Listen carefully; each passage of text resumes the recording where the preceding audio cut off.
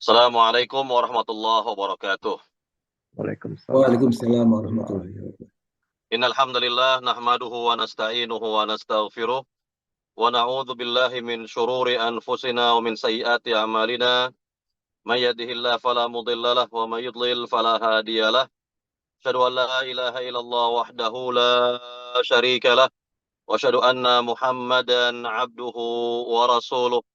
Amma ba'du fa inna asdaqal hadithi kitabullah wa khairal hadi hadi Muhammadin sallallahu alaihi wasallam. وشر الأمور محدثاتها وكل محدثة بدعة وكل بدعة ضلالة وكل ضلالة في النار. Para jamaah yang dimuliakan Allah Subhanahu wa taala, kita lanjutkan kembali materi tauhid dari kitab Tauhid buah karya Syekh Muhammad Tamimi rahimahullah taala. Sekarang kita sampai kepada bab yang ke-31, yaitu bab al-mahabbah, yakni cinta kepada Allah Subhanahu wa taala. Nah, di sini Syekh Muhammad Tamimi rahimahullah membawakan bab tentang al-mahabbah, cinta kepada Allah. Apa kaitannya dengan tauhid? Kalau kita lihat kaitannya dengan tauhid adalah bahwa orang yang bertauhid kepada Allah dengan sebenar-benar tauhid akan jelas cintanya kepada Allah atau sangat cintanya kepada Allah Subhanahu wa taala. Nah, inilah berkaitan dengan cinta kepada Allah Subhanahu wa taala. Ketahuilah oleh para jamaah bahwa amal-amal hati itu ada beberapa ya. Yang pertama al-mahabbah, cinta. Ini bagian dari amal hati. Yang kedua al-khauf, takut. Ya, takut bagian dari amal hati. Dan yang ketiga ar-raja, berharap. Ya, berharap ya, ini bagian dari amalan hati. Jadi tiga hal inilah yang mendorong seorang hamba untuk beribadah kepada Allah Subhanahu wa taala. Adanya cinta, kemudian takut kepada Allah dan berharap pahala dari Allah Subhanahu wa taala. Maka sekali lagi ini merupakan tiga penggerak dari beribadah kepada Allah Subhanahu wa taala. Nah, mungkin di antara jamaah bertanya-tanya, antara tiga amalan hati tadi, yaitu cinta, takut dan berharap, mana yang lebih utama, begitu kita katakan. Mana yang lebih utama? Tentu jawabannya adalah al-mahabbah. Cinta itu lebih utama. Cinta itu lebih utama ya dari dua hal tadi. Namun tentunya para ulama memberikan penjelasan, memberikan semacam tafsil, penjelasan yang rinci. Kalau secara umum begitu ya, berkaitan dengan ibadah seorang hamba, maka haruslah memiliki dua sikap yang harus seimbang. Sikap takut, al-khauf war-raja. Sikap takut dan harap. Nah, takut kalau amalnya tidak diterima. Nah, kemudian berharap agar amalnya diterima. Diterima oleh Allah Subhanahu wa taala. Ya, artinya bahwa asal yang menggerakkan ya untuk beribadah kepada Allah itu adalah cinta kita kepada Allah. Nah, kemudian setelah kita beramal, timbul rasa takut dan harap. Takut kalau amal kita nggak diterima dan berharap agar amal kita diterima oleh Allah Subhanahu wa taala.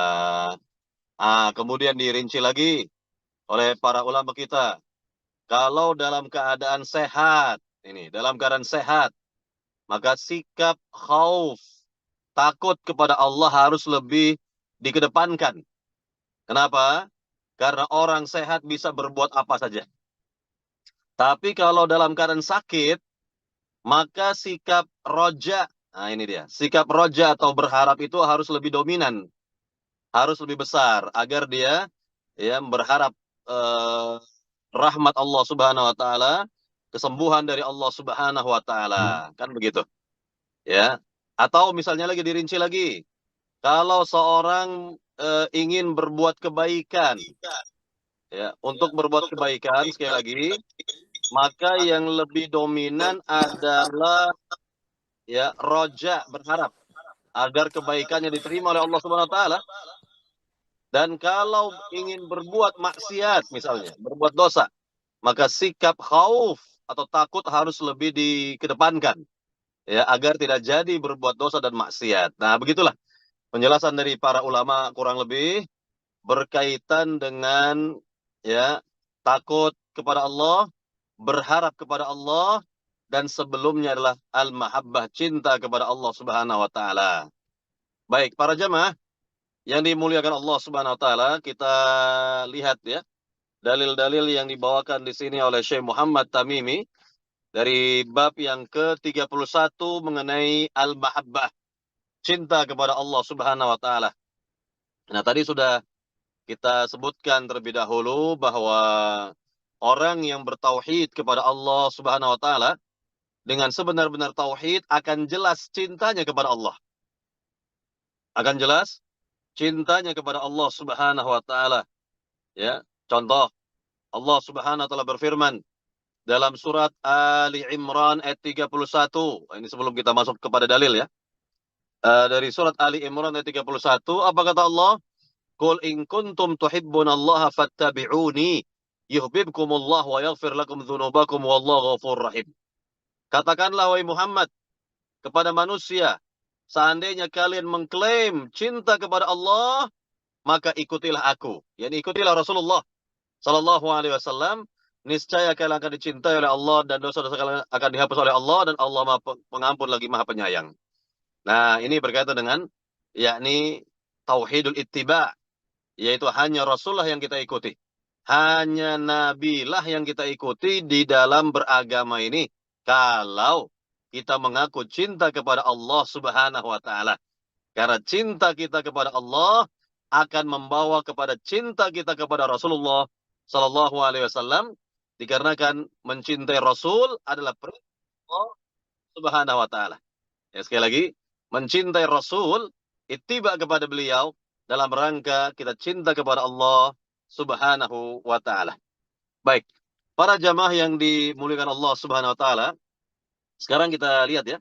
Dalil yang pertama yang dibawakan di sini dari surat Al-Baqarah ayat 165, di mana Allah Subhanahu wa taala berfirman, "Wa minan nasi may wa minan nasi may yattakhidhu min dunillahi andada yuhibbunahum ka hubbillah walladzina amanu asyaddu hubban lillah," kata Allah. Dan di antara manusia ada orang-orang yang menyembah yang tandingan-tandingan selain Allah. Mereka mencintainya sebagaimana mereka mencintai Allah. Adapun orang-orang yang beriman sangat cintanya kepada Allah Subhanahu wa taala. Adapun orang-orang yang beriman kata Allah, walladzina amanu asyaddu hubban lillah. Ya, ini dia. Adapun orang-orang yang beriman kepada Allah, yakni sangatlah cintanya kepada Allah Subhanahu wa taala.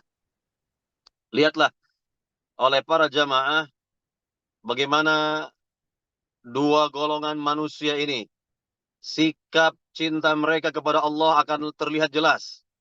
Pertama, ya, golongan orang-orang beriman dulu kita jelaskan. Golongan orang-orang beriman. Maka Allah nyatakan tadi, walladzina amanu asyaddu hubban lillah. Adapun orang-orang yang beriman sangatlah cintanya kepada Allah Subhanahu wa taala. Nah, inilah berkaitan dengan hasil dari bertauhid kepada Allah, ya. Cinta kepada Allah, mencintai Allah Subhanahu wa taala, ya, lebih cintanya kepada segala-galanya.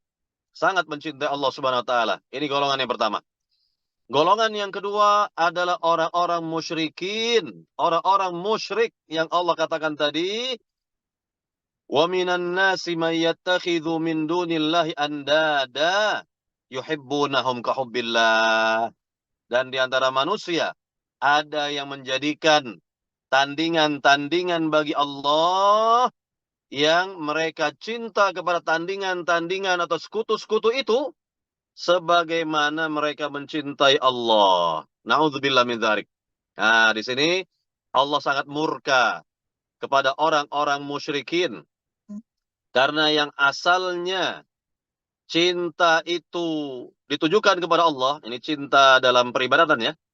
Cinta dalam peribadatan ditujukan kepada Allah Subhanahu wa taala, semata-mata dituju kepada Allah. Namun bagi orang-orang musyrikin cinta itu dibagi dua. Dibagi dua, ya, sebahagiannya untuk Allah dan sebahagiannya untuk tuhan-tuhan mereka, berhala-berhala mereka, ya, sembahan-sembahan mereka selain dari Allah. Maka Allah murka di sini karena cintanya kepada Allah tidaklah murni cintanya kepada Rabbul Alamin. Cinta kepada Allah Subhanahu wa taala-nya ternodai. Nah, inilah berkaitan dengan masalah cinta kepada Allah ini haruslah di atas segala-galanya. Cinta kepada Allah, ya. Perlu kita jelaskan juga berkaitan dengan masalah mahabbah atau cinta ini. Ini cinta ini dibagi oleh para ulama menjadi beberapa bagian. Pertama, mahabbah, ya, mahmudah, yakni cinta yang terpuji. Ya, yaitu contohnya cinta orang-orang beriman kepada Allah Subhanahu wa taala. Ini bernilai ibadah. Bernilai ibadah. Yang kedua, ya, al-mahabbah al-madhmumah. Cinta yang tercela. Nah, cinta yang tercela seperti cintanya orang-orang musyrikin kepada tuhan-tuhan mereka dan juga kepada Allah Subhanahu wa taala. Nauzubillah. Misalnya ya, kalau ada di antara orang musyrik itu, ya, punya 2 Tuhan, 3 Tuhan, 4 Tuhan dan seterusnya, selain dari diri Allah, bayangkan berapa persen cinta mereka kepada Allah. Nah, ini bisa kita lihat. Berapa persen cinta mereka kepada Allah Subhanahu wa taala dibandingkan cinta mereka kepada tuhan-tuhan yang lain, kan begitu. Ini cinta yang tercela. Adapun cinta yang ketiga, ini bersifat tabi'i, tabiat manusia atau fitrah manusia, ya, mencintai orang tua, mencintai, ya, istri, suami, mencintai anak-anak, mencintai mungkin kendaraan atau rumah atau tanah, kebun dan lain sebagainya lah. Cinta yang bersifat tabiat. Cinta yang bersifat apa? Tabiat. Namun ingat, cinta kita kepada seperti ini nanti akan dibahas pada dalil yang kedua itu. Akan dibahas pada dalil yang kedua, jangan sampai melebihi dari cinta kita kepada Allah Subhanahu wa taala. Contoh, ya, nanti kita akan jelaskan lebih lanjut lagi. Ketika seorang cinta kepada pekerjaannya, dunianya ya, kepada pekerjaannya, saking cintanya kepada dunianya atau pekerjaannya, dia lupa sholat, misal. Tanggung deh, nanti sholatnya, misalnya. Nah, ini bagaimana seperti ini? Ya, cintanya kepada Allah ini dipertanyakan dong. Ya, cintanya kepada Allah seperti ini dipertanyakan.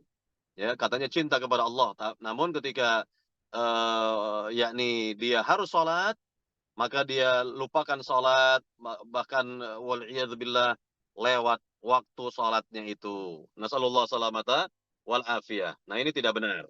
Jadi sekali lagi, cinta yang bersifat tabiat atau fitrah manusia, mencintai kehidupan dunianya, ya, mencintai kehidupan dunianya. Makanya nanti bagi orang yang bertauhid, ya, bagi orang yang bertauhid selama hidup di dunia, kemudian akan wafat, turun para malaikat yang menghiburnya. Nanti bisa kita lihat dalam surat Fussilat itu. Dalam surat Fussilat ayat 30 di mana Allah berfirman, "Innal ladzina qalu Rabbuna Allah tsumma istaqamu tatanazzalu 'alaihimul malaikah alla takhafu wa la tahzanu wa abshiru bil jannati allati kuntum tu'adun." Sungguhnya orang-orang yang berucap Rabb kami hanyalah Allah.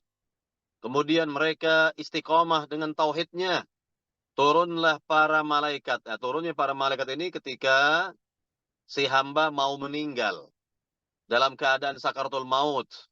Turunlah para malaikat yang menghibur. Nah, ini. Apa kata malaikat? Ya, alla takhafu wa la tahzanu. Jangan engkau takut, yani jangan takut menghadapi kematian dan jangan bersedih. Maknanya jangan bersedih karena engkau akan meninggalkan duniamu, hartamu, keluargamu, ya, apa yang kau kumpulkan selama ini di dunia, jangan bersedih. Enggak usah bersedih, kata malaikat. Wa abshiru bil jannati allati kuntum tu'adun. Justru bergembiralah dengan surga yang telah Allah janjikan untuk dirimu. Lihat, hiburan dari para malaikat, di mana si hamba ini akan meninggalkan dunianya dan apa yang ia cintai dari kehidupan dunianya ini, maka kata para malaikat, wala tahzanu, jangan engkau bersedih, ya, jangan bersedih. Memang ya, engkau akan meninggalkan duniamu, orang-orang yang engkau cintai, ya, keluargamu, ya, anak-anakmu, pasanganmu dan seterusnya. Duniamu akan engkau tinggalkan, jangan bersedih. Meninggalkan duniamu itu jangan bersedih. Nah, inilah hiburan dari para malaikat bagi hamba yang selama hidup di dunia istiqomah di atas tauhidnya. Di atas tauhidnya, dihibur oleh para malaikat tadi. Baik, para jamaah yang dimuliakan Allah Subhanahu wa taala, maka sekali lagi inilah yang berkaitan dengan al-mahabbah at-tabi'iyah, cinta yang bersifat tabiat ya, fitrah manusia, ya, tabiat manusia, mencintai sekali lagi keluarganya, ya, mencintai dunianya dan seterusnya, asalkan tidak berlebihan. Asalkan tidak berlebihan. Nah, jadi kalau kita lihat ya, kalau kita lihat memang Nabi yang mulia sallallahu alaihi wasallam 14 abad yang silam sudah mengatakan bahwa nanti umat Islam akan terjangkit penyakit al-wahnu. Ya, penyakit apa? Al-wahnu. Apa itu al-wahnu kata Nabi? Al-wahnu kata Nabi adalah hubbud dunya wa karahiyatul maut. Cinta dunia yang berlebihan dan takut mati. Nah, ini bisa kita katakan penyakit ini. Ini adalah penyakit yang ada di hati pada sebagian umat Islam terhadap dunianya, Masya Allah. Cintanya luar biasa. Tapi untuk Islam dan kaum muslimin tidak ada kontribusinya. Takut, ya, takut mati dia. Takut meninggalkan ya dunianya dan cintanya kepada dunia berlebihan. Nah, inilah yang sangat dikhawatirkan atau yang ditakutkan oleh Nabi kepada umat ini, dan ini bagian dari tanda akhir zaman. Bagian dari tanda-tanda akhir zaman, yaitu penyakit al-wahnu, hubbud dunya wa karahiyatul maut. Cinta dunia yang berlebihan dan takut mati. Ya, nah ini yang ada pada sebagian hati umat Islam di zaman sekarang ini. Cinta dunia, cinta kepada dunia mereka luar biasa itu. Ya, sehingga eh, mereka tidak ingat lagi akhirat. Mereka tidak ingat lagi akhirat, takut mati bahkan. Nasallallahu salamata wal afiyah. Baik, para jamaah yang dimuliakan Allah Subhanahu wa taala, kita lihat dalil yang kedua yang terdapat dalam surat At-Taubah ayat 24, di mana Allah Subhanahu wa taala berfirman,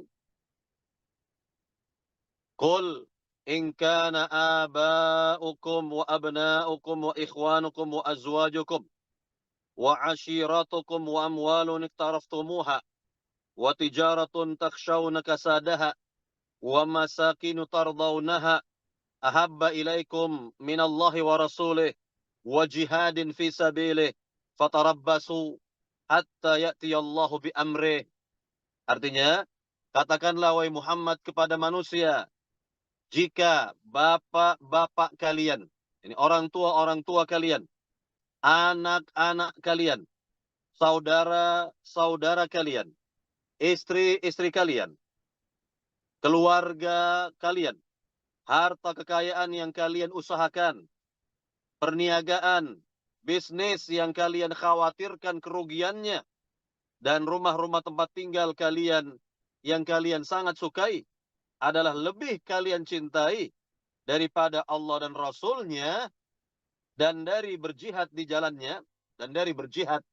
jalannya, maka tunggulah sampai Allah mendatangkan keputusannya, kata Allah SWT. Nah, lihat para jamaah, berkaitan dengan yakni hal-hal yang tadi telah disebutkan. Ada berapa itu? Bisa kita lihat. Yang pertama, orang tua. Yang kedua, keturunan. Yang ketiga, saudara-saudara. Yang keempat, pasangan-pasangan. Yang kelima, keluarga besar. Yang keenam, ya, kekayaan yang diusahakan. Harta, ya, kekayaan yang diusahakan. Yang ketujuh, bisnis yang dikhawatirkan kerugiannya. Rumah tempat tinggal, kemudian ya rumah tempat tinggal yang disukai.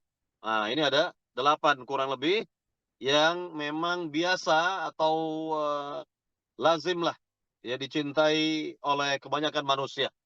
Nah, jadi kalau dikatakan di sini oleh Allah, apabila 8 hal itu lebih kalian sukai, lebih kalian cintai daripada cinta kalian kepada Allah dan Rasul-Nya dan berjihad di jalannya, nah, maka apa peringatan dari Allah? Lihat, peringatan keras. Peringatan keras dari Allah Subhanahu wa taala, fatarabbasu hatta ya'tiyallahu bi amrih. Maka tunggulah sampai Allah datangkan keputusannya. Nauzubillah min dzalik. Kita berlindung ya kepada Allah Subhanahu wa taala dari takdir Allah yang buruk yang bakal menimpa kita.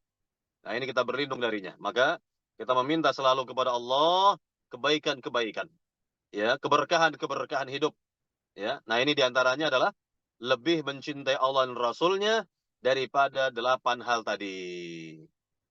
Baik, para jamaah yang dimuliakan Allah Subhanahu wa taala, kita lihat pertama disebutkan orang tua, maka ini yang paling tinggi. Kenapa disebutkan kok orang tua terlebih dahulu? Bapak-bapak atau maksudnya orang tua, karena mereka yang lebih tinggi kedudukannya bagi kita. Kemudian yang kedua anak-anak atau keturunan. Ini yang jelas di hati kita sangat kita cintai. Kemudian yang ketiga saudara-saudara kita, saudara-saudara kandung, ya, saudara-saudara kandung atau sebapa atau seibu misalnya. Nah, ini disebutkan yang ketiga. Baru yang keempat, ya pasangan-pasangan, istri-istri, begitu. Ini perlu kita cermati di sini. Perlu kita cermati bahwa ya, yakni dalam kehidupan kita yang sangat haruslah kita perhatikan sekali adalah pertama orang tua kita.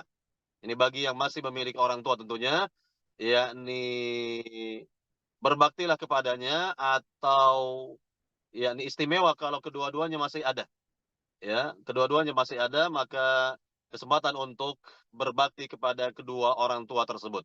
Jadi yang paling tinggi yang kita letakkan di atas kepala kita adalah yakni cinta kita kepada orang tua kita.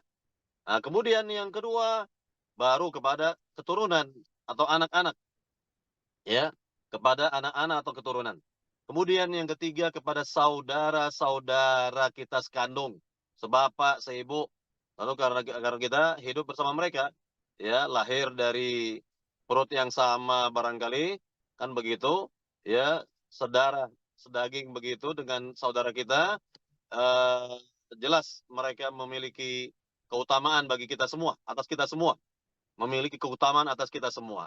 Baru yang keempat, istri. Ya, baru yang keempat adalah istri atau saudara atau pasangan, maaf. Istri atau pasangan. Ini yang keempat ini. Nah, ini yang keempat. Jadi jangan dibalik. Ya, istri terlebih dahulu, kemudian saudara, tidak. Dalam ayat yang mulia ini disebutkan saudara-saudara kita terlebih dahulu. Ya. Kemudian baru setelah itu istri-istri. Kemudian yang keempat adalah keluarga besar. Ya, keluarga besar. Kemudian yang berikutnya lagi harta kekayaan yang selama ini diusahakan, ya, dikembangkan dan seterusnya. Dari ini umum, ini maknanya umum sekali. Harta kekayaan maknanya umum sekali ini. Ya, apakah berupa yakni emas, perak, tanah dan lain sebagainya lah begitu. Ya, harta kekayaan begitu ya. Kemudian yang berikutnya lagi bisnis. Nah, ini dia yang juga banyak melalaikan sebagian orang lebih tertarik dengan bisnis ketika tiba waktu sholat.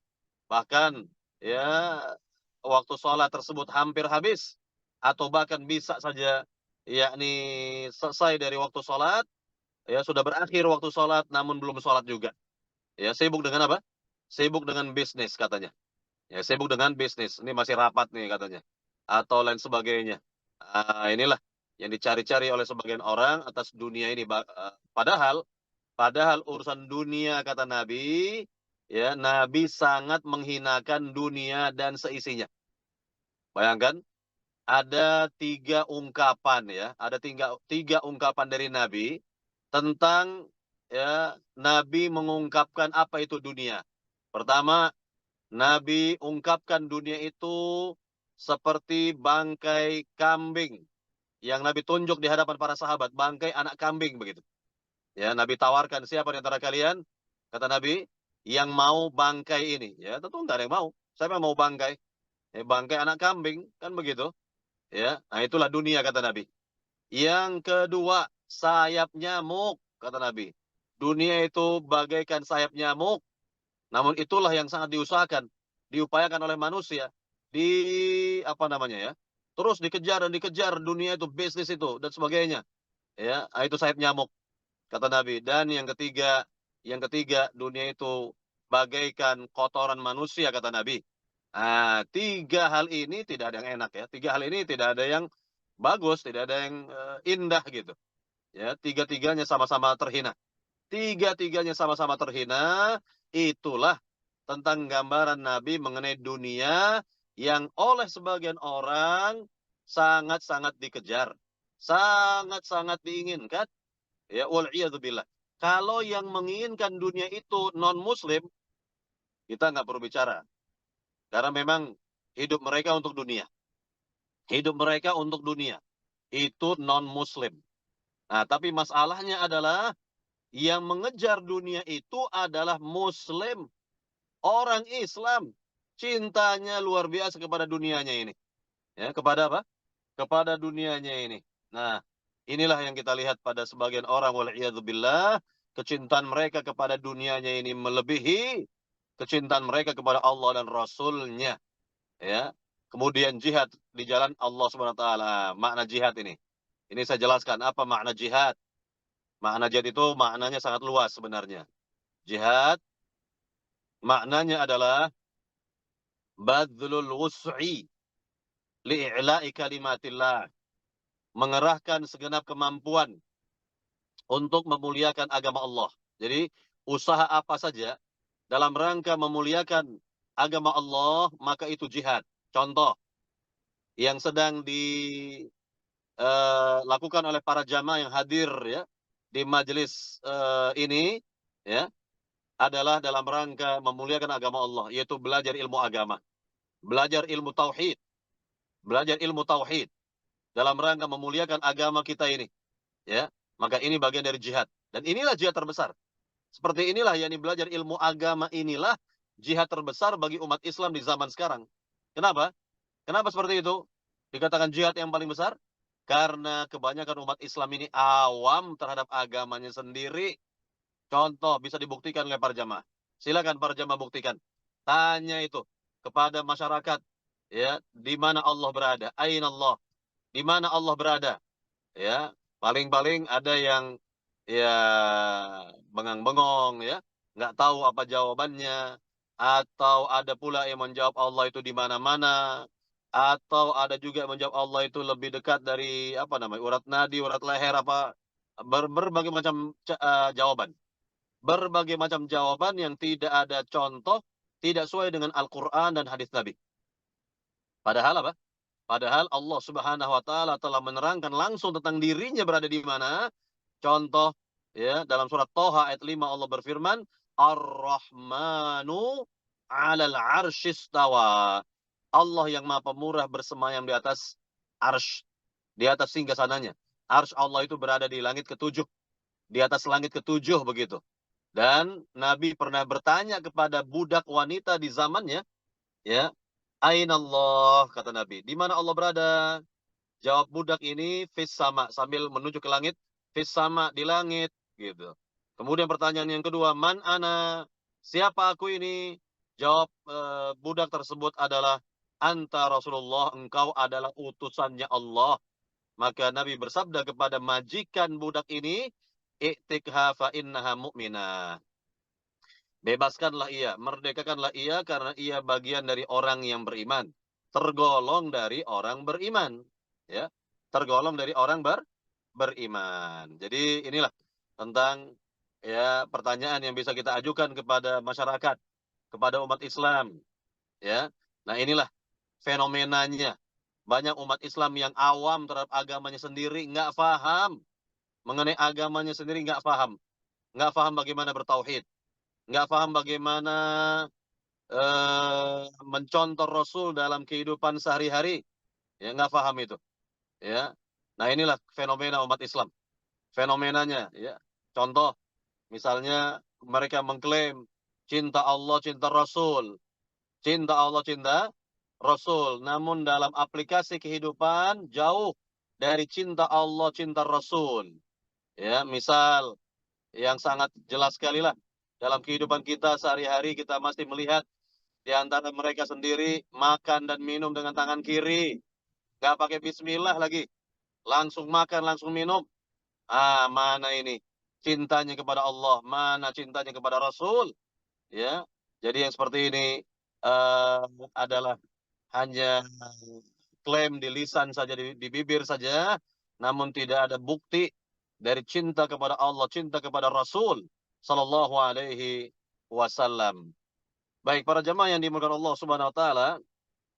Jadi inilah yang kita lihat ya, berkaitan dengan orang-orang yang mengklaim bahwa dirinya cinta Allah, cinta Rasul.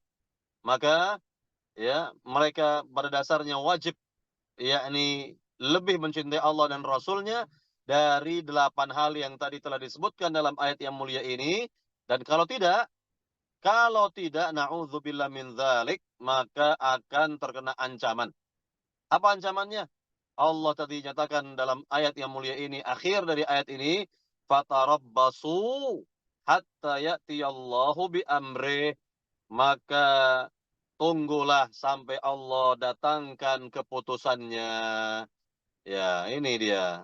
Ini sangat mengkhawatirkan kita jika kita telah sekali lagi lebih mencintai dunia-dunia kita ini ya daripada cinta kita kepada Allah dan Rasulnya, maka tunggulah hukuman dari Allah. Tunggulah azab dari Allah. Tunggulah keputusan dari Allah Subhanahu wa taala. Na'udzubillah min dzalik. Nasallallahu salamata wal afiyah. Nah, jadi perlu kita ingatkan kembali bagaimana cinta kita kepada Allah, maka harus betul-betul cinta kita kepada Allah dan Rasulnya. Makanya tadi dikatakan dari surat Ali Imran ayat 31, Qul in kuntum tuhibbunallaha fattabi'uni yuhibbukumullah wa yaghfir lakum dzunubakum wallahu ghafurur rahim. Katakanlah wahai Muhammad kepada mereka, ya seandainya kalian mengklaim cinta Allah, maka ikutilah aku. Ya ikutilah Rasulullah. Bagaimana Rasul itu dalam kehidupan? Bagaimana Rasul dalam kehidupan dunia itu? Ya, bagaimana Rasul dalam kehidupan dunianya? Ayo kita ikutilah Rasulullah Sallallahu Alaihi Wasallam. Ya, yakni tidak boleh kita mencintai ya dunia ini melebihi cinta kita kepada Allah dan Rasulnya itu. Maka sekali lagi Allah ancam dengan ancaman yang sangat keras. Fatarabbasu hatta ya'tiyallahu bi amrih. Maka tunggulah sampai Allah datangkan keputusannya wal billah. Nasallallahu salamata wal afiyah. Maka bisa kita lihat ya, dari umat-umat terdahulu ketika mereka lebih mencintai dunia mereka daripada mereka mencintai Allah dan Rasul, mencintai Allah dan Rasul mereka dahulu, nabi mereka dahulu. Contoh, ya contoh sangat banyak sekali. Contohnya misalnya berkaitan dengan kecintaan misalnya Qarun ya, Qarun ini kepada hartanya luar biasa, kepada bisnisnya luar biasa. Bahkan ia sampai kufur kepada ajaran Nabi Musa, ajaran nabinya sendiri, ajaran rasulnya sendiri. Kufur, akhirnya dia juga kufur kepada Allah Subhanahu wa taala. Ya, tidak bersyukur kepada Allah Subhanahu wa taala. Ya, tidak bersyukur atas nikmat-nikmat. Bahkan Allah berfirman, "Balillaha fa'bud wa qum minasyakirin," kata Allah. Ya, terhadap Allah beribadahlah kepada Allah dan jadilah ya tergolong dari orang-orang yang bersyukur. Jadilah engkau ya tergolong dari orang-orang yang bersyukur kepada Allah Subhanahu wa taala. Maka akibat Qarun ini sangat cintanya kepada dunianya, maka Allah benamkan Qarun beserta seluruh hartanya ke dalam tanah. Ya Allah tenggelamkan, Allah benamkan ke dalam tanah. Nah, inilah kisahnya Qarun yang bisa kita lihat lagi dari perjalanan hidup Nabi Musa alaihissalam. Ya, dalam kehidupan si Qarun ini bagaimana. Ya, cintanya kepada harta bendanya dan seterusnya itu. Kepada emas peraknya, apa yang ia usahakan, apa yang berkaitan dengan bisnisnya, dan lain sebagainya. Inilah contoh nyata bagi kita semua. Dan masih banyak lagi. Masih banyak lagi. Berkaitan dengan contoh-contoh dari umat-umat terdahulu yang Allah Subhanahu wa taala benamkan mereka, Allah siksa mereka, Allah azab mereka dikarenakan mereka lebih mencintai dunia-dunia mereka daripada cinta mereka kepada Allah dan Rasul-Nya. Baik, para jamaah yang dimuliakan Allah Subhanahu wa taala, sekarang kita masuk kepada dalil yang ketiga ya, yaitu hadis Anas bin Malik dari riwayat Bukhari Muslim, di mana Rasulullah Shallallahu alaihi wasallam bersabda, "La yu'minu ahadukum hatta akuna habba ilaihi min waladihi wa walidihi wan nasi ajma'in." Artinya tidaklah sempurna iman di antara kalian hingga diriku, yakni hingga diri Nabi, lebih ia cintai daripada cintanya kepada anaknya, orang tuanya, dan seluruh manusia bahkan. Nah, lihat hadis yang mulia ini. Nabi Shallallahu Alaihi Wasallam menegaskan bagaimana cinta kita kepada beliau Shallallahu Alaihi Wasallam. Cinta kita kepada Nabi Sallallahu Alaihi Wasallam harus melebihi cinta kita kepada orang tua, anak, bahkan seluruh manusia. Nah, ini ada pelajaran penting di sini. Ada pelajaran berharga di sini berkaitan dengan cinta kita kepada Nabi. Cinta kita kepada Rasul harus melebihi cinta kita kepada seluruh manusia, bahkan kepada orang tua, anak, dan lain sebagainya. Apa itu?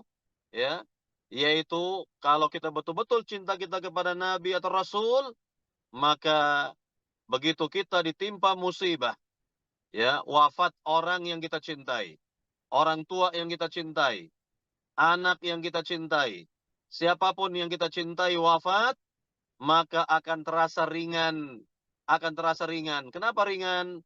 Karena ada orang yang jauh lebih kita cintai, yang lebih dahulu wafat. Yang lebih dahulu wafat dari ya orang-orang yang kita cintai sekarang ini, yaitu Rasulullah Shallallahu Alaihi Wasallam. Apa kata Nabi? Nabi Shallallahu Alaihi Wasallam bersabda, "Idza asaba ahadukum bimusibah, falyadhkur bimusibati, fa innaha a'zamul masaib."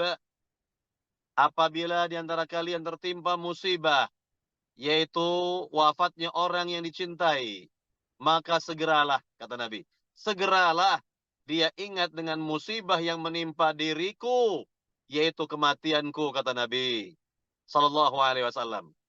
Jadi kalau betul cinta kita kepada Rasulullah, maka jika kita ditimpa musibah kematian oleh Allah sekarang ini, tentunya terhiburlah hati kita. Akan terhibur hati kita. Tidak larut dalam kesedihan. Tidak larut dalam kesedihan. Ya, karena kita kita memiliki orang yang lebih kita cintai daripada kecintaan kita kepada orang tua yang wafat hari ini misalnya, atau cinta kita kepada anak atau siapapun yang kita cintai sedang wafat pada hari ini, maka segera kita ingat dengan wafatnya Rasulullah yang lebih kita cintai dari orang-orang yang kita cintai di zaman kita sekarang ini. Nah, inilah ya pelajaran berharga. Mengapa kita wajib cinta kepada Nabi Muhammad Sallallahu Alaihi Wasallam? Itu yang pertama. Yang kedua, nah ini yang kedua. Yang kedua, kalau betul cinta kita kepada Nabi Sallallahu Alaihi Wasallam, maka kita wajib mengikuti contoh-contoh beliau dalam beragama. Sunnah-sunnah beliau dalam beragama. Tidak menyelisih sunnah beliau dalam beragama. Tidak menyelisih contoh beliau dalam beragama. Kita ikuti apa yang datang dari Nabi Sallallahu Alaihi Wasallam dalam beragama ini. Apakah dalam masalah akidah, masalah ibadah, masalah muamalah, masalah dakwah, ya, dan lain sebagainya. Kita ikuti apa yang datang dari Nabi Sallallahu Alaihi Wasallam dan tidak kita selisihi ya yang datang dari beliau Sallallahu Alaihi Wasallam. Nah, jadi Kalau seorang betul-betul cintanya kepada Nabi, maka apa yang ada pada dirinya terlihat, ya, yakni bahwa si fulan atau fulanah itu sedang betul-betul mengikuti contoh beliau dalam beragama. Karena Nabi telah bersabda apa? Wa khairul hadi hadiyu Muhammadin sallallahu alaihi wasallam. Dan sebaik-baik petunjuk adalah petunjuknya Muhammad sallallahu alaihi wasallam. Dan juga Nabi yang mulia sallallahu alaihi wasallam mengatakan kepada kita semua, saddidu wa qaribu wa abshiru, kata Nabi. Saddidu, wajib atas kalian mengikuti contohku dalam beragama, wajib. Lihat Nabi mengatakan, saddidu, wajib atas kalian mengikuti contohku dalam beragama, wa qaribu, atau berusahalah untuk mengikuti contohku dalam beragama, wa abshiru, kalian akan diberikan kabar gembira. Kalian akan diberikan apa? Kabar gembira oleh Allah Subhanahu wa taala. Baik, para jamaah yang dimuliakan Allah Subhanahu wa taala, nah disinilah letak cinta kita kepada Rasul akan dilihat ya, akan terlihat dalam kehidupan sehari-hari, ya, yakni dalam aplikasi kehidupan. Ya, bagaimana seorang mengaplikasikan contoh Rasul, sunnah Nabi dalam kehidupannya sehari-hari. Mulai dari bangun tidur sampai mau tidur lagi. Nah, ini akan terlihat. Kalau betul-betul seorang cinta kepada Rasul, maka akan terlihat yakni tanda-tanda dia cinta kepada Nabi dengan mengusahakan mengamalkan contoh-contoh beliau dalam beragama. Sunnah-sunnah beliau dalam beragama. Ya. Tidak menyelisih sunnah beliau dalam beragama ini. Nah, inilah yang harus kita lihat. Ya, artinya kalau kita tanya ya kepada masyarakat, ya tentu mereka mengklaim mencinta Rasul, cinta Nabi. Tapi lihatlah, ya aplikasi kehidupan mereka sehari-hari jauh dari ya apa yang mereka ucapkan itu, jauh dari apa yang mereka klaim cinta Rasul SAW katanya. Ya ternyata mereka masih berbuat syirik, padahal Nabi memerintahkan mereka bertauhid. Mereka masih berbuat bid'ah-bid'ah. Padahal Nabi menekankan tentang ittiba, mengikuti contoh beliau, sunnah beliau dalam beragama, tidak berbuat bid'ah. Dan Rasul juga mengarahkan umat ini untuk banyak berbuat kebajikan, kebaikan, amal-amal saleh, ya, agar mereka jelas mendapatkan balasan besar, pahala besar dari Allah Subhanahu wa taala. Dan dengan mengikuti contoh Rasul dalam beragama, tentu ibadah kita ini akan semakin berkualitas. Akan semakin apa? Akan semakin berkualitas, ya. Jadi contohnya misalnya ya, sehari-hari lah. Sehari-hari kita berwudu misalnya. Nah, itu kalau kita saat berwudu ya, kita merasa kita sedang mengikuti contoh Rasul dalam wudu, ya.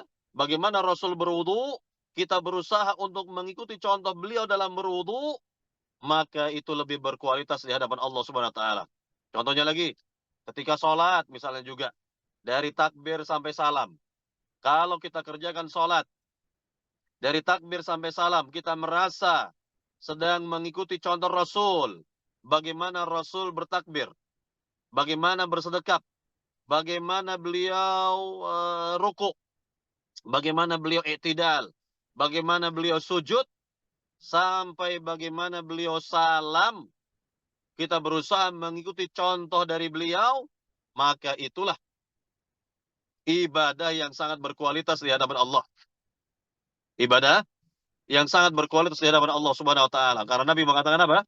Tentang ibadah salat, "Shallu kama ra'aitumuni usalli." Salatlah kalian sebagaimana kalian melihat aku salat. Yani ketika kita mempelajari hadis-hadis Nabi tentang bagaimana beliau salat, seolah-olah kita sedang melihat Nabi salat. Itu maknanya begitu. Ya, jelas. Ini berkaitan dengan cinta kita kepada Rasul, yaitu ittiba kita kepada Nabi, mengikuti contoh Rasul dalam beragama, tidak menyelisih sunnah beliau dalam beragama. Baik, para jamaah yang dimuliakan Allah Subhanahu wa taala, kita lihat dalil berikutnya lagi. Dari hadis Bukhari Muslim dari sahabat Anas radhiyallahu taala an juga ya, di mana Rasulullah SAW bersabda kepada kita, Thalathun man kunna fihi wajada fi bihinna halawatal iman. Ayyakuna Allah wa rasuluhu ahabba ilaihi mimma siwahuma. Wa ayyuhibbal mar'a la yuhibbu illa lillah. Wa ayyakrah ayyauda fil kufri ba'da an qadhahu Allahu minhu. Kama yakrahu ayyukdhafa finnar. Kata Nabi yang mulia, artinya ada 3 perkara, 3 hal. Barang siapa terdapat dalam dirinya 3 hal ini, maka dia akan merasakan manisnya iman. Apa yang pertama? Allah dan Rasulnya lebih dicintai daripada yang lain. Lihat, Allah dan Rasulnya lebih dicintai daripada yang lain. Ini yang pertama. Yang kedua, mencintai seorang tiada lain hanya karena Allah. Mencintai seorang karena Allah Subhanahu wa taala. Dan tidak mau kembali kepada kekafiran setelah diselamatkan oleh Allah darinya, sebagaimana dia tidak mau dicampakkan ke dalam siksa neraka, siksa api neraka, wal'iyadzubillah. Nah, inilah berkaitan dengan 3 hal. Apabila ada pada diri kita, maka kita akan mendapatkan manisnya iman, manisnya beragama ini. Bayangkan ini, ya, 3 hal. 3 hal ini harus kita ingat ya. Pertama, Allah dan Rasulnya lebih kita cintai daripada yang lain. Ya, maka ini yang kita ucapkan sehari-hari. Raditu billahi rabban, ya, wa bil islami dina, wa bi Muhammadin nabiyya. Aku ridha Allah menjadi Rabbku, Islam menjadi agamaku, dan Muhammad menjadi nabiku. Lihat ya, ini takrir atau ketetapan atau yakni ucapan seorang hamba, ya, bahwa Allah lah, ya, yang ia ridhai sebagai Rabbnya. Islam lah, yakni Islam yang diamalkan oleh para sahabat itulah, ya, sebagai agamanya. Dan Nabi Muhammad SAW yang yakni sebagai nabinya, yang dia ikuti, yang ia contoh dalam kehidupan sehari-hari. Maka ketika seorang mengatakan raditu billahi rabba, aku ridho Allah menjadi Rabbku, artinya bahwa ini adalah tauhid, tauhidul ibadah, tauhidul uluhiyah. Kita betul-betul menjadikan Allah sebagai Rabb kita, cinta kita kepada Allah haruslah terbukti, ya, dalam kehidupan sehari-hari. Kemudian wabil islami dina, aku ridho Islam menjadi agamaku, yakni Islamnya para sahabat. Seperti Islamnya para sahabat, bukan Islam kebanyakan orang di zaman sekarang ini. Ya, kalau Islam kebanyakan orang di zaman sekarang, ini, ya, ini jelas tidak akan sesuai dengan Islamnya para sahabat, kan begitu. Apa yang dipraktekkan oleh para sahabat tidak kita jumpai pada kebanyakan umat Islam di zaman sekarang ini.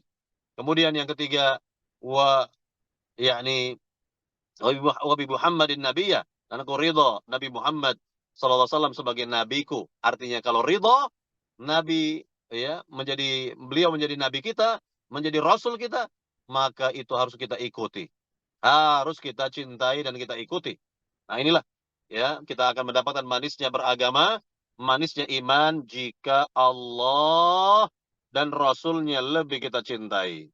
Kemudian yang kedua, kita mencintai seorang itu karena Allah Subhanahu wa taala, bukan karena ikatan duniawi. Ya, bukan karena ikatan bisnis, bukan karena ikatan ini itu tidak. Jadi karena Allah Subhanahu wa taala, karena agama ini, karena Allah sajalah. Ikhlas karena Allah Subhanahu wa taala. Nah, inilah yang akan langgeng ini. Inilah yang akan langgeng sampai nanti di akhirat. Ya, sampai nanti di negeri akhirat. Sebagaimana Allah berfirman dalam ayat yang mulia, al-akhillau yauma idzin ba'duhum li ba'din aduun illal muttaqin. Artinya, orang-orang yang bersahabat di dunia, kelak di akhirat, justru kata Allah akan menjadi musuh atas sebagian yang lain kecuali orang-orang yang bertakwa. Nah, jadi kalau cinta kita kepada seorang karena Allah, karena agamanya, karena akidahnya yang benar, maka cinta ini akan langgeng sampai nanti di akhirat. kita dipertemukan dengan orang-orang yang kita cintai di dunia karena Allah Subhanahu wa taala.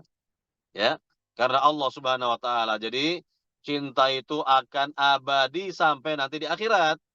Kita akan jumpa juga dengan sahabat-sahabat kita yang bertauhid selama di dunia, ya, akan bercengkrama dengan mereka, ngobrol dan sebagainya, asyik, nikmat, ya, yakni bersama mereka nanti di surga Allah Subhanahu wa taala.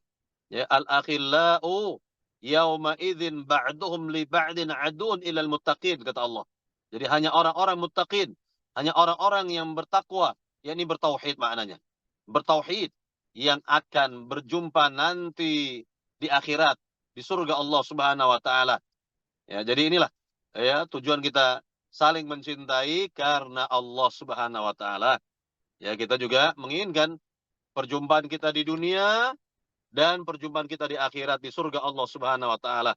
Ya, perjumpaan kita ya di Zoom ini ya kajian ya seperti ini di dunia, maka kita pun berkeinginan jumpa juga nanti di akhirat di surga Allah Subhanahu wa taala ya. Kurang lebih seperti itu.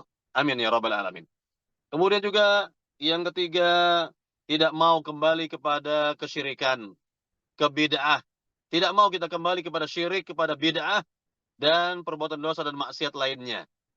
Sebagaimana kita tidak mau dicampakkan ke dalam siksa api neraka, kan begitu. Nah, kalau kita sudah merasa bahwa kita tidak mau kembali kepada syirik, tidak mau kembali kepada bid'ah-bid'ah, tidak mau kembali kepada perbuatan dosa dan maksiat, ya, maka kita akan mendapatkan nikmatnya beragama. Nikmatnya, ya, yakni atau manisnya dalam keimanan kepada Allah Subhanahu wa taala. Jadi inilah yang harus ada pada diri kita, sekali lagi, 3 hal ini. Apabila kita ingin mendapatkan manisnya beragama, manisnya ya keimanan kepada Allah Subhanahu wa taala, pertama sekali lagi Allah dan Rasul-Nya lebih dicintai daripada yang lain, dari segalanya itu. Yang kedua, kita cinta seorang karena Allah saja, bukan karena yang lain. Ya, bukan karena yang lain. Kemudian yang ketiga, yaitu kita tidak mau kembali kepada kesyirikan, kekufuran, kesyirikan, bid'ah-bid'ah, perbuatan dosa dan maksiat wal'iyadzubillah. Nah, ini yang perlu kita ya apa namanya? Tegaskan di sini. Baik. Dalam riwayat yang lain memang dikatakan di sini la yajidu ahadun halawatal iman hatta. Jadi seorang tidak akan merasakan manisnya iman hingga ini yang disebutkan 3 hal tadi, ya, yang disebutkan 3 hal tadi. Baik. Para jamaah yang dimuliakan Allah Subhanahu wa taala, kita ambil dalil yang terakhir ya. Dari kajian kita pada bab 31 ini.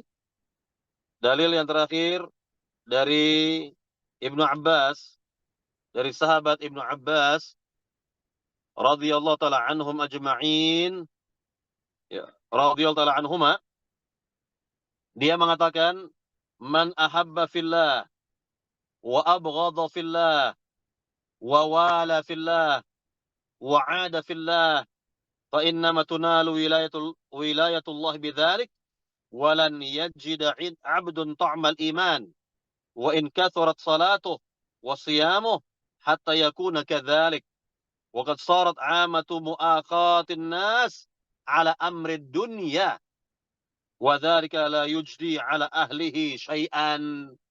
Artinya, barang siapa mencintai seorang karena Allah, lihat, cinta kepada seorang karena Allah.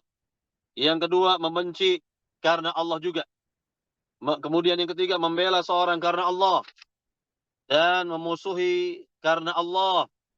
Maka sungguhnya pertolongan dari Allah hanyalah bisa diperoleh dengan hal itu. Dan seorang hamba tidak akan merasakan nikmatnya iman sekalipun sholat dan puasanya banyak hingga dia bersikap seperti di atas tadi. Persahabatan di antara manusia umumnya didasari kepentingan dunia. Didasari kepentingan dunia. Namun hal itu tidak berguna sedikitpun bagi mereka. Ingat, jadi dikatakan di sini ya kecintaan atau persahabatan ya kebanyakan orang itu karena kepentingan dunia. Ya, dan hal itu tidak berguna sedikitpun juga bagi mereka nanti di akhirat. Lalu Ibnu Abbas membawakan ayat ya yang tadi telah ditafsirkan yakni ayatnya adalah wa taqatta'at bihimul asbab. Wa taqatta'at bihimul asbab. Dalam surat Al-Baqarah ayat 166. Artinya dan putuslah segala hubungan antara mereka sama sekali. Ia mengatakan yaitu kasih sayang. Jadi ini yang perlu kita lihat kembali di sini. Kalau kita betul-betul mengerjakan apa yang dikatakan oleh sahabat Ibnu Abbas, ya, radhiyallahu taala anhuma, maka kita akan mendapatkan manisnya iman. Sekali lagi kita ulangi, yaitu ya, yang pertama mencintai seorang karena Allah. Yang kedua, membenci seorang karena Allah. Yang ketiga, membela seorang karena Allah. Yang keempat, memusuhi seorang karena Allah. Ya.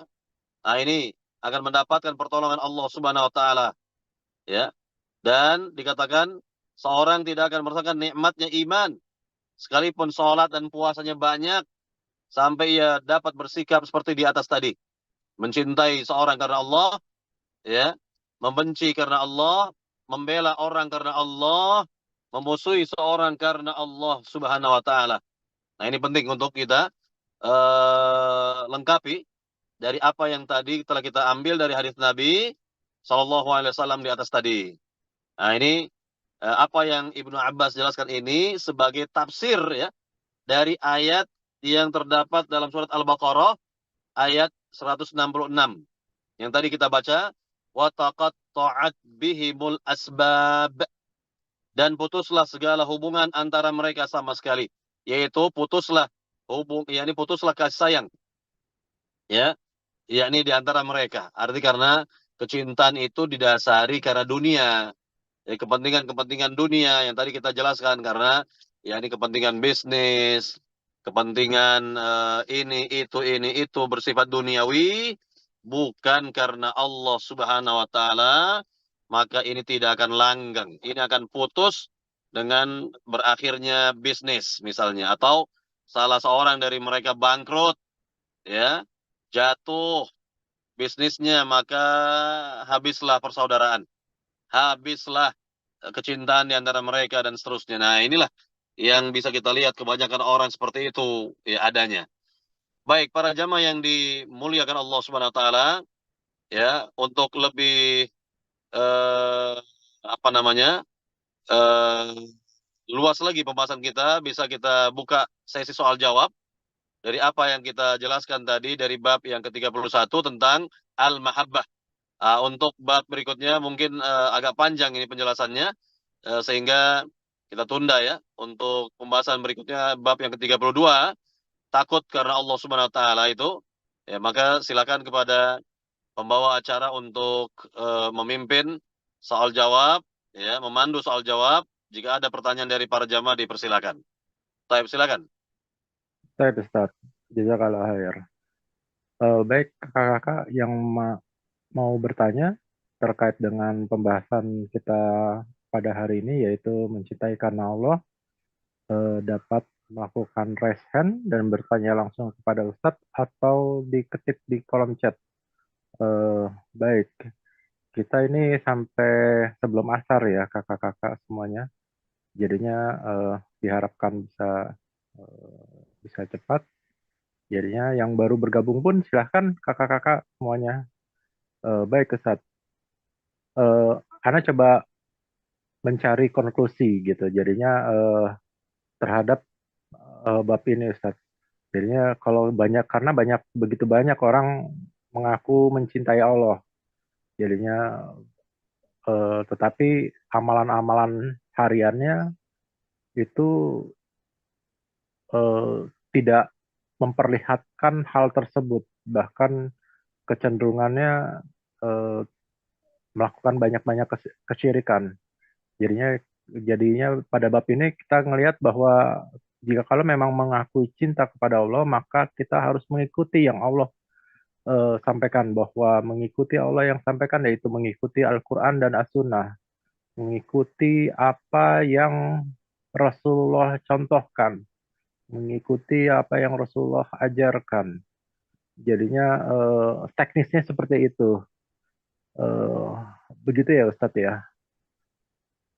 Iya, betul sekali. Ya, jadi kalau seorang mengklaim cinta Allah, cinta Rasul, ya tentunya apa yang terlihat dalam kehidupannya itu betul-betul mencerminkan cinta Allah, cinta Rasul. Misal dari ucapannya, dari perbuatannya, dari ibadah-ibadah kesehariannya, dari akidah atau keyakinan tauhidnya, atau dari muamalahnya, dan lain sebagainya lah begitu. Makanya seorang harus belajar tentang akidahnya, belajar tentang ibadah-ibadah kesehariannya, belajar tentang hukum agama yang berkaitan dengan profesinya dan seterusnya kan begitu.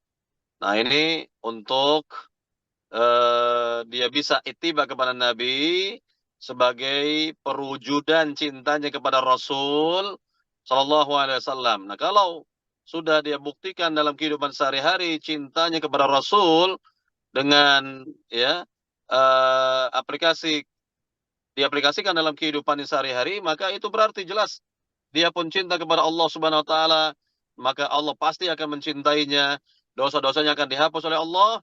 Ya, wallahu ghafurur rahim. Itu bisa kita lihat dalam surat Ali Imran ayat 31 ya.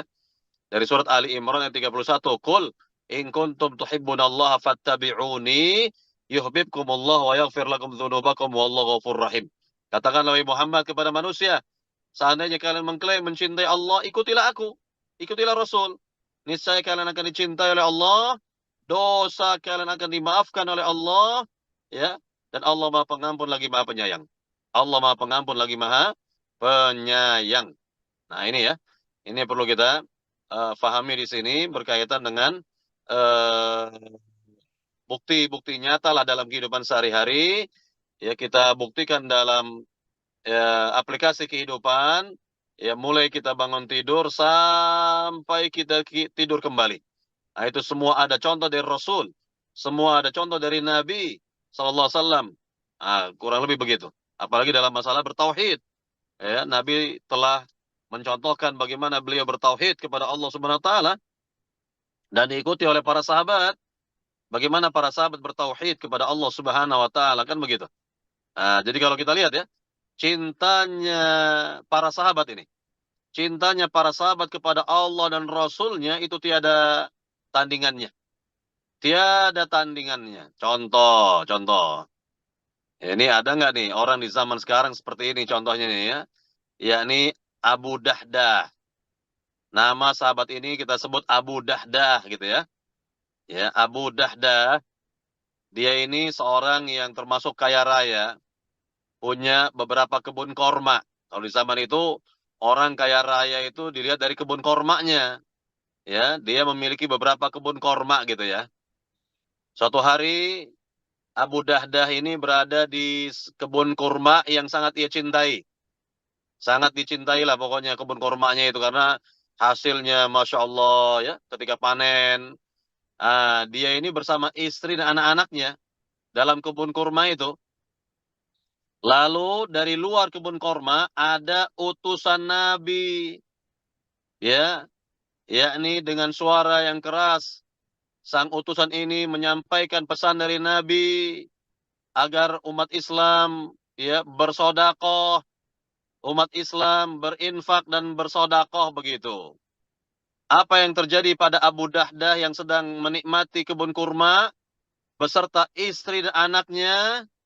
Abu Dahdah berkata langsung kepada istri dan anaknya, ya, wahai istri dan anak-anakku, keluarlah kalian semua.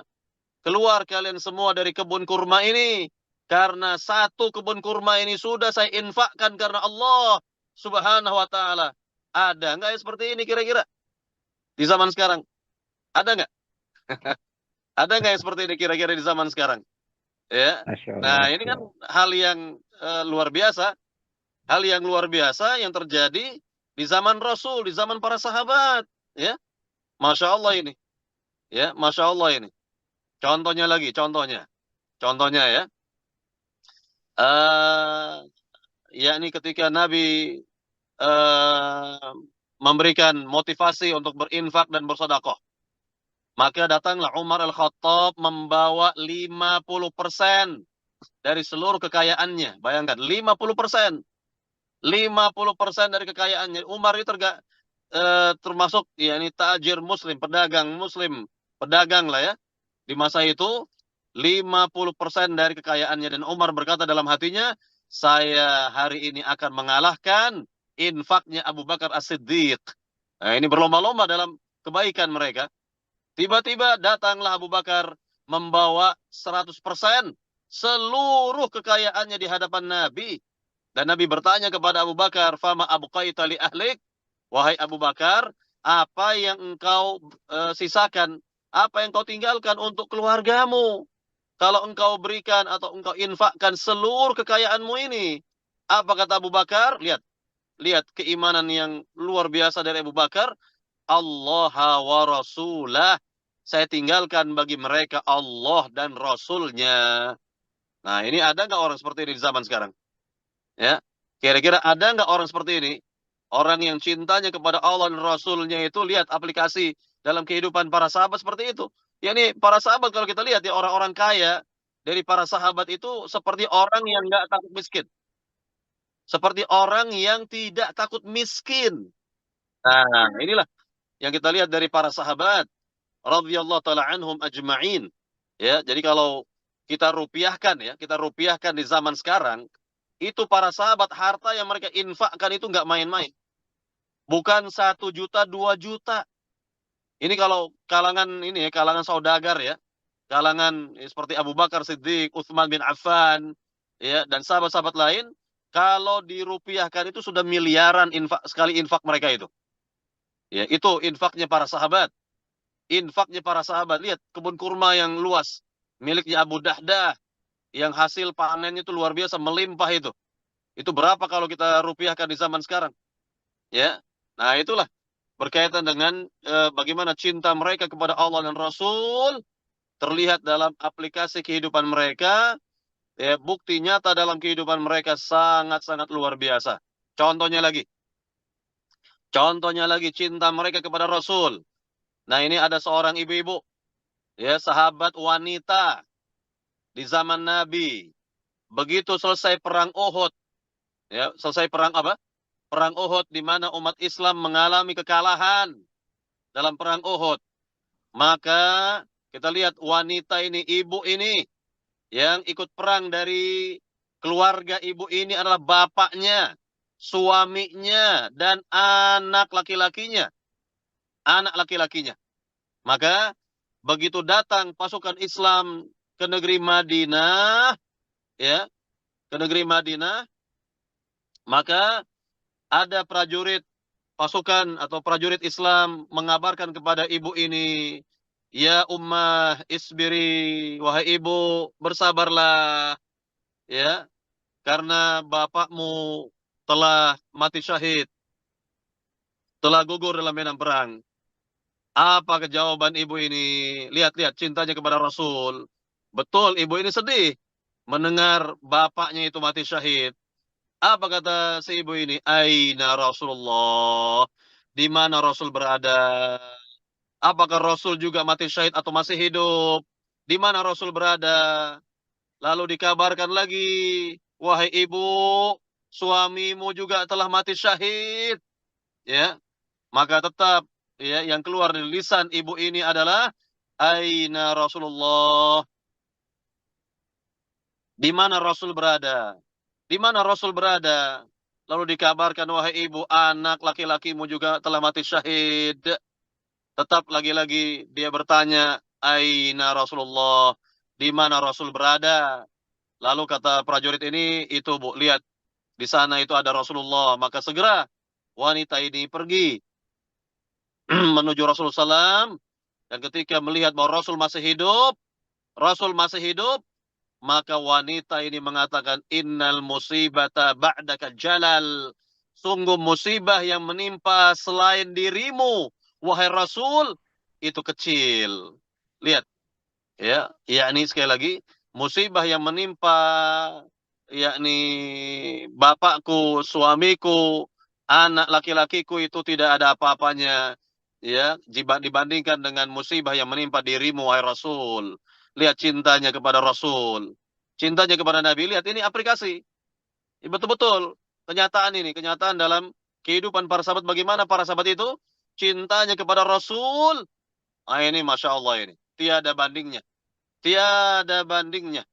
Nah, kira-kira begitulah. Berkaitan dengan para sahabat. Cinta mereka kepada Rasul. Nah, kalau kita ini belum ada apa-apanya ya. Mungkin kalau kita ini baru di lisan saja barangkali. Baru di lisan saja cinta Rasul, cinta Nabi, cinta Rasul. Tapi kurang aplikasi dalam kehidupan. Ya, kurang. Ya, dicontoh dalam kehidupan. Ya, kurang kita dalam mempraktekkan sunnah Nabi yang mulia. Tanda cinta kita kepada beliau sallallahu alaihi wasallam. Wallahu taala alam. Silakan. Ada lagi pertanyaan? Ada Ustaz. Baik. Terkait dengan pertanyaan tadi, memang kalau kita lihat, teman Ana pernah mau bikin perumahan gitu, nanam pohon gitu, Ustaz. Jadinya satu pohon kurma itu luar biasa harganya itu. Ditanam dengan harga satu pohon tuh puluhan juta. Makanya ketika Ustadz ngomong miliaran itu memang luar biasa. Dan ketika melihat, kami juga mempelajari mengenai eh, hadis tersebut, ketika mendengar terkait dengan Ummu Dardah ya, Ummu Dardah yang mendengarkan bahwa perkataan suaminya juga beliau juga mendukung, itu luar biasa Ustadz, sahabiah ini. Baik. Eh, ada pertanyaan yang sudah ditulis di kolom chat. Assalamualaikum warahmatullahi wabarakatuh, Pak Ustadz. Afwan izin bertanya, makna mencintai karena Allah, apa yang dimaksud dengan cinta tersebut? Apakah bukan bukan hanya cinta antara ikhwan dan akhwat ya? Syukron, Pak Ustadz. Oh iya, iya berkaitan dengan cinta seorang laki-laki kepada perempuan. Kalau memang betul-betul si laki-laki ini ingin melamarnya, menikahinya, ya, dan eh, dikatakan tadi ya, karena Allah Subhanahu Wa Taala, ya artinya karena ingin dia menjaga kehormatan dirinya, menginginkan kebaikan-kebaikan lainnya, seperti keturunan dan lain sebagainya, atau dia menginginkan samara ya, sakinah, mawaddah, warahmah yang Allah janjikan begitu. Ah, ini benar nih. Ini benar, ini karena Allah Subhanahu wa taala. Ah, ini karena Allah Subhanahu wa taala, kira-kira begitu, ya. Jadi hal yang wajar saja. Hal yang bersifat tabiat ya, tabiat lahiriah lah. Sifat fitrah manusia begitu ya. Atau tabiat manusia mencintai lawan jenis yang memang diarahkan kepada kebaikan, ya diarahkan kepada apa? Kebaikan, yaitu dengan jalur pernikahan yang syar'i, yang dibenarkan begitu. Nah, ini benar ini, seperti ini benar. Jadi kalau seorang ingin menjaga kehormatan diri, seorang ingin mendapatkan keturunan, atau seorang ingin mendapatkan samara tadi, ya, yang seperti yang dijanjikan Allah Subhanahu wa taala dalam surat Ar-Rum, maka ini benar niatnya. Seperti ini benar dalam niatnya. Wallahu taala alam. Ya, jadi karena Allah Subhanahu wa taala, makanya lihat para sahabat itu betul mereka cinta kepada istri-istri mereka, para sahabat ya. Cinta kepada anak-anak mereka. Contoh ya, ada sahabat saya lupa namanya sahabat ini, berdasarkan hadis Nabi ya. Apa kata Nabi? Al-mar'atu li akhiri azwajiha fil jannah. Wanita itu akan bersama suaminya yang terakhir nanti di surga. Apa kata Nabi? Wanita, seorang wanita akan bersama suaminya yang terakhir di surga. Contoh ya, kalau ada wanita pernah menikah sampai 3 kali. Suami pertama meninggal, nikah lagi. Suami yang kedua menceraikannya misal. Lalu dia nikah lagi dengan yang ketiga ini, ya, kemudian sampai wafatnya bersama suaminya ketiga kan gitu. Maka berdasarkan hadis ini, nanti di surga ya, jika Allah masukkan wanita ini ke surga, dia akan bersama suaminya yang terakhir, yang ketiga berarti ya. Ah, begitu. Nah, sahabat ini berkata apa? Sahabat ini berkata kepada istrinya, "Wahai istriku yang sangat aku cintai, jika saya meninggal lebih dahulu, maka saya berharap engkau tidak nikah lagi. Karena saya ingin bersamamu di surga. Karena saya ingin bersamamu di surga." Ah, begitu kira-kira. Nah, ini kan cinta yang bersifat tabiat ya. Fitrah manusia mencintai pasangannya, kan begitu? Ya. Nah, kira-kira seperti itu. Ya, wallahu taala alam. Ya. Baik Baik, Ustadz. silakan ada lagi? Eh, yang terkait dengan pertanyaan ini berarti cinta karena Allah itu berarti sistemnya apa manifestasinya adalah ketakwaan ya Ustadz. Ketakwaan Iya, artinya betul. Betul. mengikuti apa yang Allah perintahkan dan meninggalkan yang Allah larang gitu ya Ustadz ya. Iya. Jadinya Tentunya cinta karena Allah itu melahirkan tujuan-tujuan atau niat-niat baik lainnya, gitu ya. nah, nah, nah, nah. Baik, Baik, jadinya ada lagi? eh, kalaupun manifestasinya antara ikhwan dan akhwat itu ya mencintai itu ya sesuai dengan tuntunan yang Allah dan Rasulnya perintahkan ya Ustadz ya. Iya, betul. Nah, nah. Baik, Silakan ada lagi kakak-kakak pertanyaan. semuanya ada lagi yang hendak ditanyakan ataupun yang kalau tidak sesuai dengan ini juga mungkin bisa juga ditanyakan atau yang terkait dengan kehidupan sehari-hari. Eh, baik, Ustadz. Mencintai karena Allah ini kan manifestasinya banyak, Ustadz.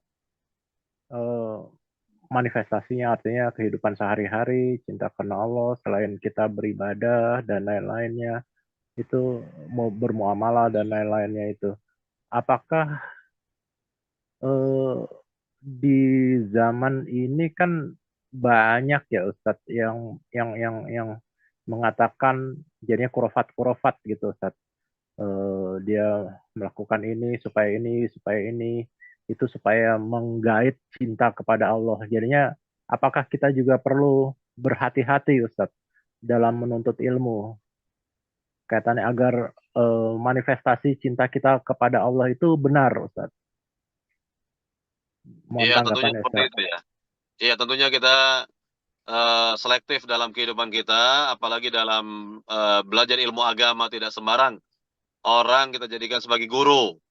Tidak sembarang orang kita ambil darinya agama kita.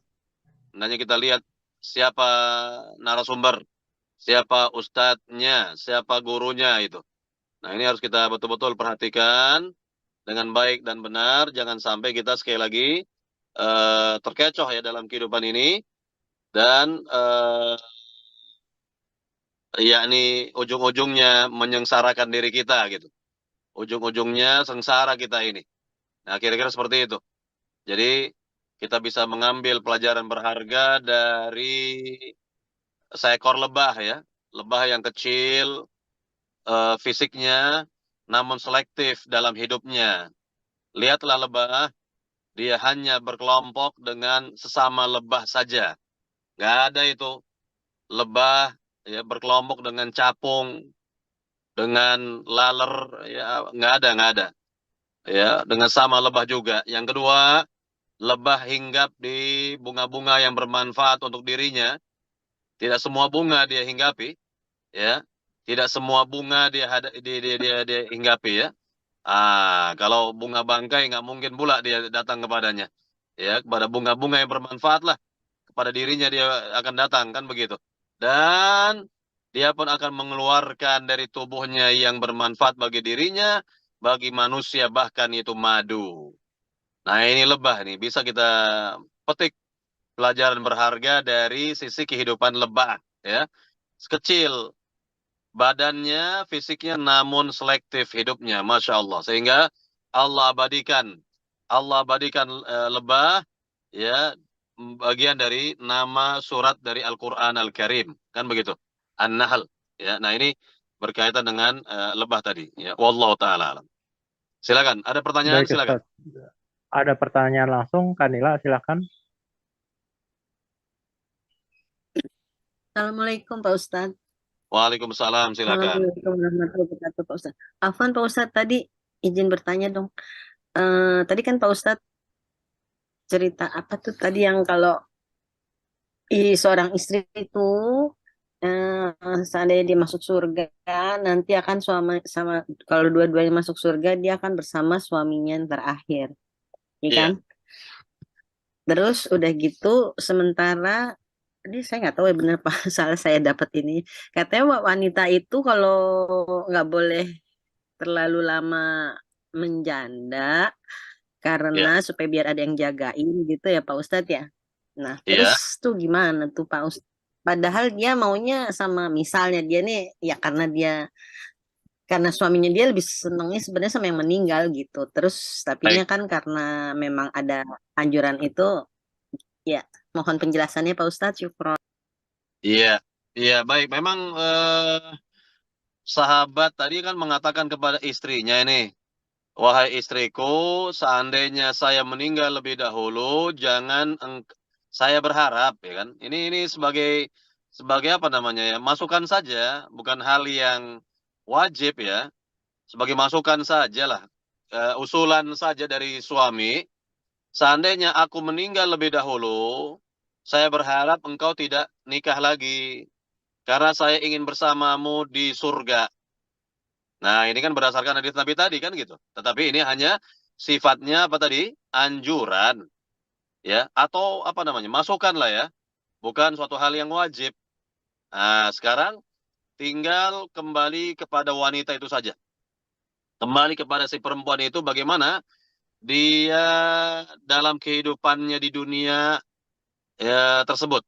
Kalau memang misalnya di dunia itu ya dia sangat-sangat mencintai suaminya yang telah meninggal dan dia pun berharap agar berjumpa dengan suaminya itu nanti di surga, lalu dia bisa hidup tanpa menikah lagi, ya tidak apa namanya, tidak terfitnah ya, tidak terjerumus kepada maksiat begitu, tidak ada masalah.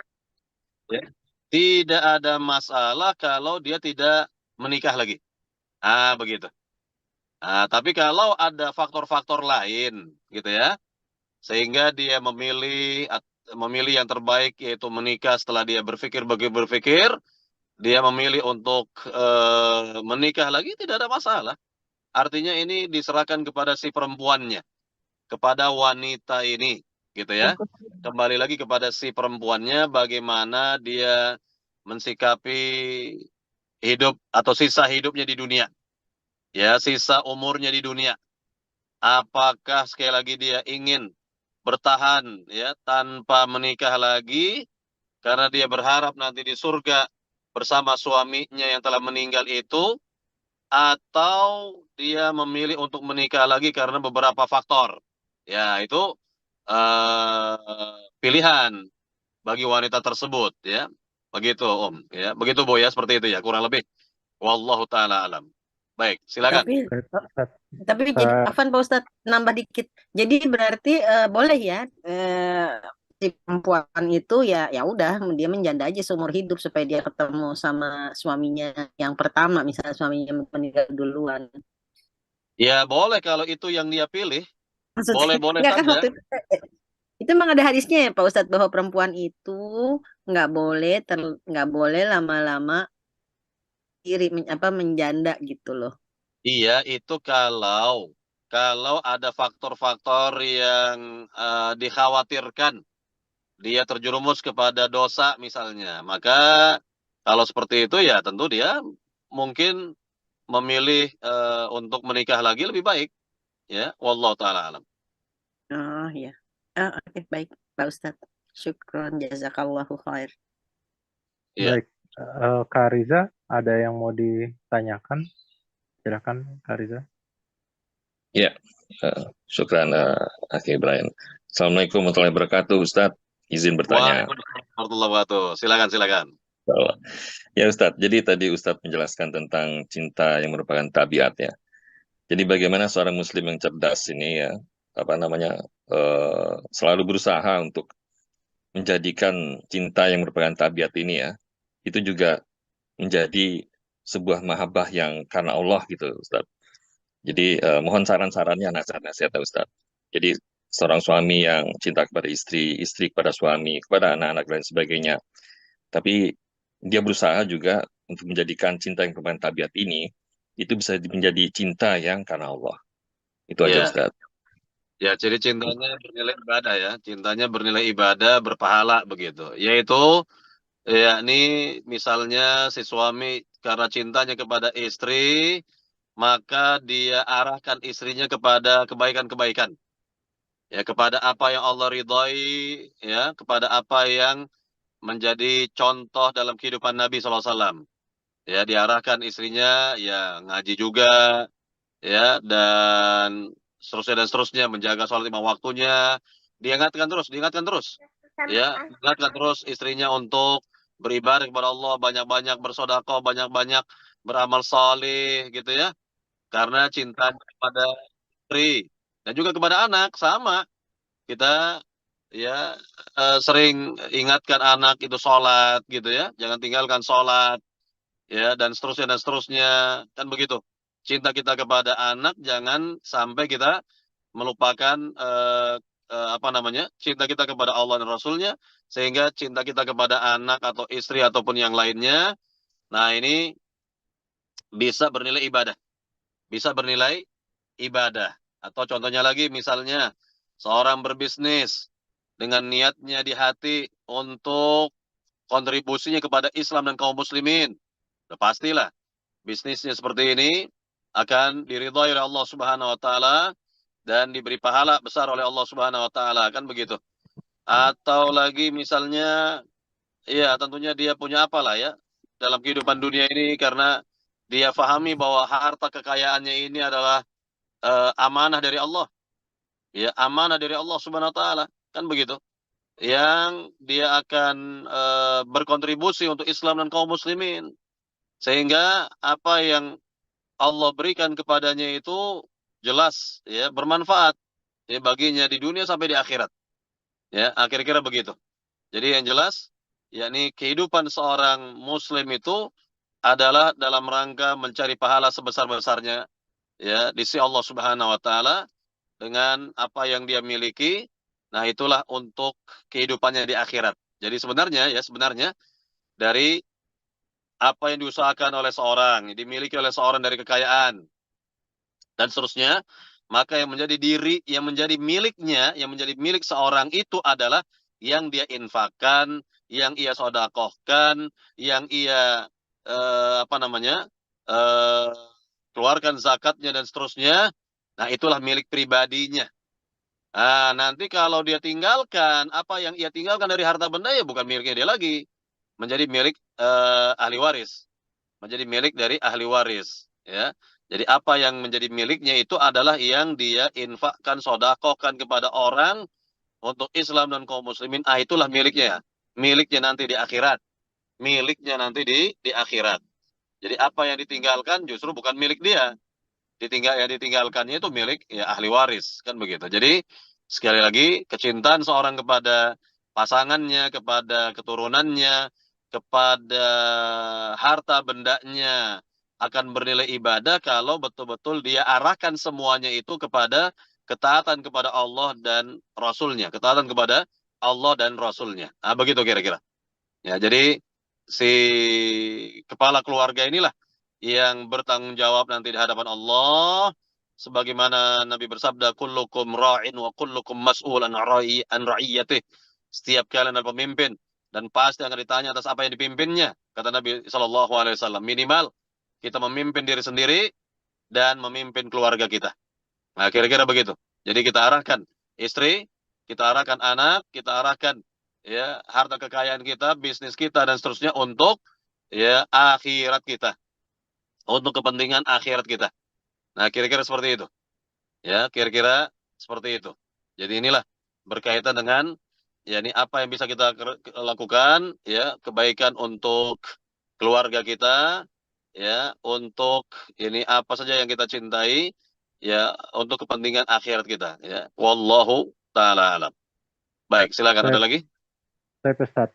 Terkait dengan pertanyaan Kanila Ustaz mengenai apa ya yang terkait dengan menjanda ini. Sebenarnya kan janda ini kan sebuah fenomena yang banyak di Indonesia. Terus kemudian kan apa namanya memang apa ya kita ngelihat bahwa Imam Syafi'i pun dibesarkan oleh seorang janda gitu. Jadinya sampai dengan untuk sekolahnya aja sampai menjual tiang rumahnya gitu. Jadinya sebuah eh, nasihat yang luar biasa. Tetapi ada hadis lain mengenai yang dari Abdullah bin Umar mengenai jika kalau ada laki-laki yang beriman datang untuk melamar, jadinya nggak boleh menolak gitu. Jadinya ini gimana Ustaz? Apakah janda ini ya dia masih memiliki pilihan Ustaz antara dua sunnah ini? Iya, dilihat aja. Ini kan berkaitan dengan kemaslahat ya. Nah, Maslahat si Ustaz. perempuan itu walaupun dia janda, dia bisa berpikir kan? Dia Nah, bisa Ustaz. berpikir mana yang lebih maslahat bagi dirinya. Apakah dia eh, bertahan ya dengan keadaannya sekarang atau dia menikah lagi? Mana maslahat yang lebih jelas bagi dirinya ya. Nah, maka dia bisa menimbang-nimbang antara maslahat dan mudaratnya, kira-kira begitu. Antara maslahat dan mudaratnya. Jadi ini diserahkan kepada si perempuannya. Ya, jadi jangan dipaksa juga. Jangan sampai nanti dia menikah yang kedua ini dalam keadaan terpaksa, misalnya nggak boleh juga. Ya, jadi memang ini hak dia untuk memutuskan kehidupannya ke depan. Apakah dia memilih untuk menjanda misalnya, karena dia banyak hal yang mungkin dia pikirkan barangkali, atau dia menikah lagi dengan berbagai faktor atau pertimbangan, barangkali seperti itu. Nah, sekali lagi, yang seperti ini ditimbang-timbang lah, ya, masak-masak, mana maslahat dan mudaratnya, mana yang lebih besar antara maslahat dan mudaratnya. Nah, kira-kira begitu, ya, kira-kira seperti itu. Wallahu taala alam. Baik, Ustaz. Kakak masih ada yang mau ditanyakan karena sebentar lagi kita sudah mau azan Baik, ada asar. pertanyaan lagi barangkali yang terakhir. Yang terakhir, kakak-kakak semuanya, ini kayaknya mendung jadinya koneksinya pada nggak stabil ini Ustaz. Iya, iya, baik, baik, baik, baik. Baik, Mudah-mudahan jelas ya, artinya dari keterangan-keterangan tadi jelas, baik. mudah-mudahan. Baik, para jamaah yang dimuliakan Allah Subhanahu wa taala, kita cukupkan sampai di sini kajian kita pada hari ini. Mudah-mudahan yang kita kaji ini bermanfaat bagi diri kita, bisa kita pahami, bisa kita amalkan. Semoga cinta kita kepada Allah dan Rasul-Nya lebih besar lagi, ya, sehingga kita lebih merasakan nikmatnya iman, nikmatnya beragama Islam, manisnya keimanan. Ya, amin amin ya rabbal alamin. Kita tutup dengan doa penutup majelis. Subhanakallahumma wa bihamdik asyhadu an la ilaha illa anta astaghfiruka wa atubu ilaik. Assalamualaikum warahmatullahi wabarakatuh.